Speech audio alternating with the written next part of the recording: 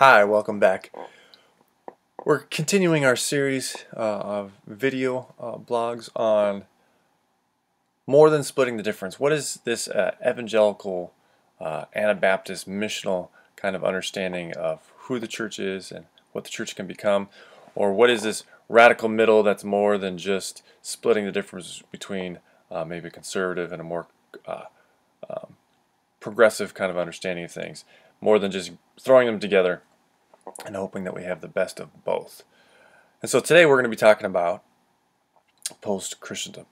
First, think back to maybe family vacations or those family outings that maybe as a kid you never really wanted to be a part of. It's when you go in and you dress up at a photo studio in Western outfits, and you get those photographs that make you look like the dad is the sheriff, and then the two kids are the bandits, and then the mom is like the saloon barkeeper or something like that.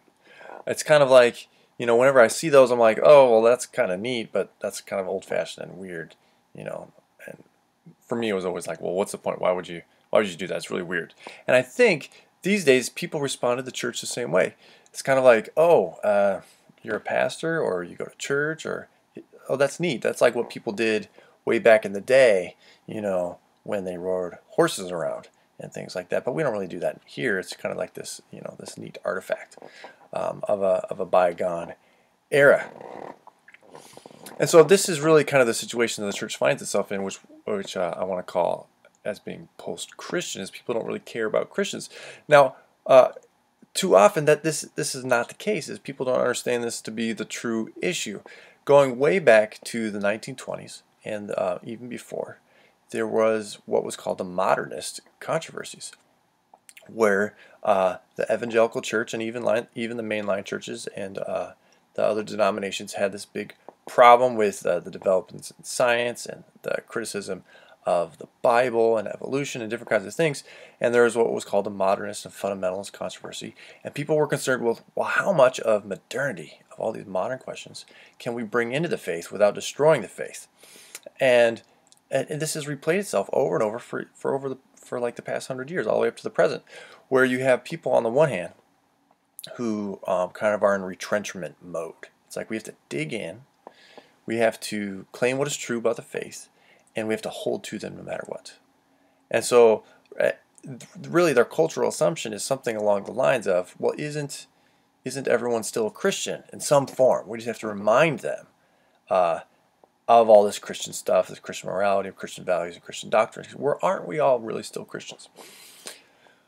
On the other hand, you have a group that, from the modernist controversies all the way up, to now, who want to say, well, aren't we postmodern now?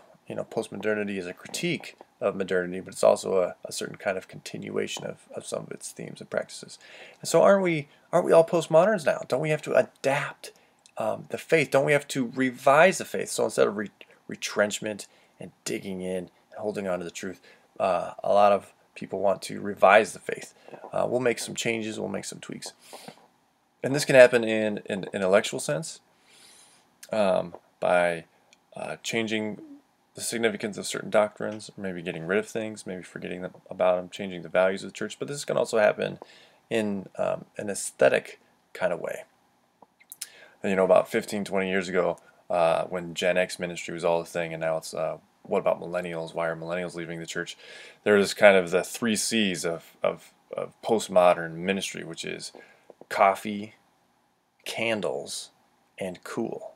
We had to bring those back after the seeker-sensitive church had kind of lost things. And now maybe it's like, well, millennials want mystery instead of matter-of-factness, and so we need to bring in the stained glass window and contemplative prayer and things like that. So there's this kind of approach of making aesthetic changes to the church or practice and things like that. And so it seems to me and to many of us that a radical evangelicalism, a radical middle, doesn't just try to kind of marry the best of retrenchment of true doctrine and keeping the faith, but kind of dressing it up in a cooler kind of manner, revising some of its practices, and not even just changing its intellectual doctrines. And so really, if we're going to be more than splitting the difference here, we must think of our cultural position in a totally different way. And we actually have to think not just about intellectual issues, not just about aesthetic issues. We have to think about issues of power and privilege. And this brings us back to the question of living in a post-Christian society. So what is Christendom? This is a big idea. What is Christendom? So that then we can be post-Christian. So Christendom is really, it kind of starts, with the Edict of Milan in 313 of AD or Common Era, however you say that. This is when Emperor Constantine, adopts Christianity as the official religion of the Roman Empire. It validates and even vindicates Christians who've been persecuted for so long, and now they're officially recognized by the emperor. And so then this formal recognition kind of spreads and bolsters what had already become the Catholic Church, the Roman Catholic Church, kind of weds its spiritual life with the material or political life of the empire. And this kind of spreads east and west for 1,000 years. You have the Protestant Reformation, which ends up splitting and splintering Christendom into different groups between Catholics and Protestants and different types of Protestants. And you really have the New World becoming, in the South, Catholic in Latin America, and in the North it becomes much more Protestant, but they're both still governed by Christendom. And it really wasn't until maybe the 1950s, 60s, or 70s where the assumption of people knowing about Christianity could be utterly taken granted for. But now people don't know what we're talking about when you talk about the gospel, or you talk about God, or you talk about the authority of the Bible, or you assume the authority of the Bible, or you assume that people even know who Jesus is in any kind of deep manner, or that Jesus for people is more than just some prophet or wise man on par with all the other religions or something like this.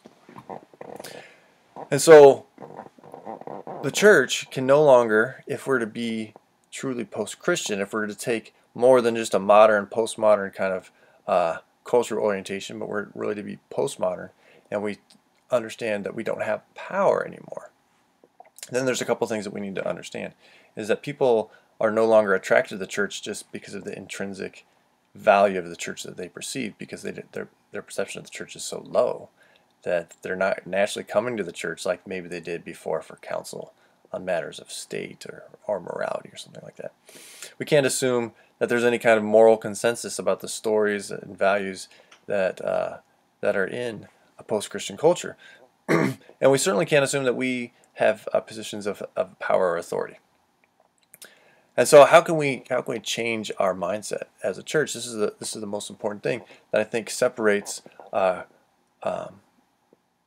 position of the kind of the radical evangelical middle as more than just splitting the differences. We're not splitting the difference between modernity and postmodernity, or between true faith and revised faith, or something like that. Rather, we're trying to live into a place of being truly post-Christian. And you're in this place because you see post-Christendom not as a problem to be solved or something to get rid of. Rather, you see it as an opportunity to follow Christ. And why this is because Jesus didn't have an attractional ministry where he hunkered down and just drew people to himself. Certain people came to Jesus, but he was always moving around. He was always gathering people to himself where they were, but not expecting them to come to himself. And Jesus didn't really, he didn't take advantage of his power. Certainly he was the Son of God, and he had power to deliver people from the evil spirits and from the illnesses that were plaguing them, but he didn't rely on his power to coerce people and to demand a hearing. He was just present. He didn't rely on power. He was just present among the sick and the suffering and those that wanted to enter into the kingdom of God. And the third thing is that Jesus didn't take a universal point of view. He didn't make any assumptions about where people are at. He always met people where they were in their lives, either to comfort or sometimes to challenge. But there was never some sort of universal script or universal language. The God who created all things, the Logos, as we hear in systematic theology, through whom all things were created, did not take advantage of some sort of universal power, but rather came and lived among us particularly as a person and showed us a particular way. And so the radical middle, this evangelical middle, that's more than just splitting the difference, won't look to questions merely of modernity and postmodernity of revising or retrenching their doctrine. But rather we'll look at their cultural situations of power and privilege, and will lower themselves and understand that they have been lowered, but they won't see this as a problem, but rather will take their cues from the God who always enters in mission through the back door, through those who are excluded and forgotten, and that we as churches and maybe as church leaders will take this position as an opportunity rather than a problem to be solved. And so post-Christendom really leads into the very nature of, well, who is God? And what is his mission? And how does God go about his mission? So that's what we're going to talk about in the next video, about how we can be more than people who just split the difference, seeking the best of both worlds. I hope you subscribe to these videos or to my blog, and we can keep the conversation going. Thanks. Bye.